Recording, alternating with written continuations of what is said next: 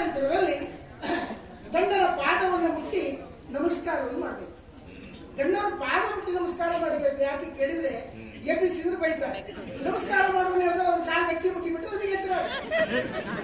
ಹೌದಾ? ಒಳ್ಳೆ ಉಪಾಯ. ಹೆಚ್ಚಾಗಿ ಹೇಳಿದ್ರೆ ಹೆಂಗಸರು ಕಾದ ಪಾದ ಮುಟ್ಟಿ ನಮಸ್ಕಾರ ಮಾಡೋದು ಅದಕ್ಕೆ ಗಂಡು ಹೇಳಿ ನಮಸ್ಕಾರ ಅವರಿಗೆ ಉಣಬಡಿಸಿ ಎಲ್ಲ ಮಾಡಿ ಅವನ ಕಾರ್ಯಕ್ಕೆ ಕಳಿಸಿಕೊಡಬೇಕು. ಅವ ಕೆಲಸ ಕಾರ್ಯಗಳನ್ನೆಲ್ಲ ಪೂರೈಸಿ ಬಂದ ನಂತರದಲ್ಲಿ ಅವನನ್ನ ಕರೆತಂದು ಕುಳ್ಳಿರಿಸಿ ಅವನ ಕಾಲಿಗೆ ನೀರನ್ನ ಹಾಕಿ ಆ ನೀರು ತೊಳೆದ ನೀರನ್ನ ತೀರ್ಥ ಅಂತ ಕುಡಿಬೇಕು. ಶಿಷ್ಯ ಅಂತ ಹೇಳ್ತಾ ಇದ್ದಾಳೆ ನೋಡಿ. ಶಿಷ್ಯ ಅಂತ ಹೇಳ್ಬಾರ್ದು. ಅಂದ್ರೆ ಎಲ್ಲೆಲ್ಲ ತಿರುಗಾಡಿ ಬಂದಿರ್ತಾರೆ, ಕಾಲು ಕೊಳಕಿರ್ತದೆ ಅಂತ ಅಲ್ಲವೇನು ಹೇಳೋದು ನೀನು? ಅದೆಲ್ಲ ಸೇರಿದ್ರೆ ತೀರ್ಥ ಅಂತ ಆಗುದು. ಅದು ತೀರ್ಥ ಹೌದು ನೋಡಿ. ಕೋಟಿ ತೀರ್ಥ, ಲಕ್ಷ ತೀರ್ಥ ಅದು ತೀರ್ಥ ಆಗುದಿಲ್ಲ.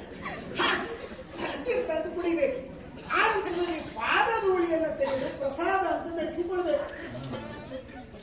ಇದು ಒಳ್ಳೆ ಪ್ರಶ್ನೆ. ಕಾಲಿಗೆ ನೀರು ಹಾಕಿದ್ರೆ ಧೂಳಲ್ಲಿ ಇರ್ತದೆ ಅಂತ ಹೇಳ್ತಾ ಇದ್ದಾರೆ.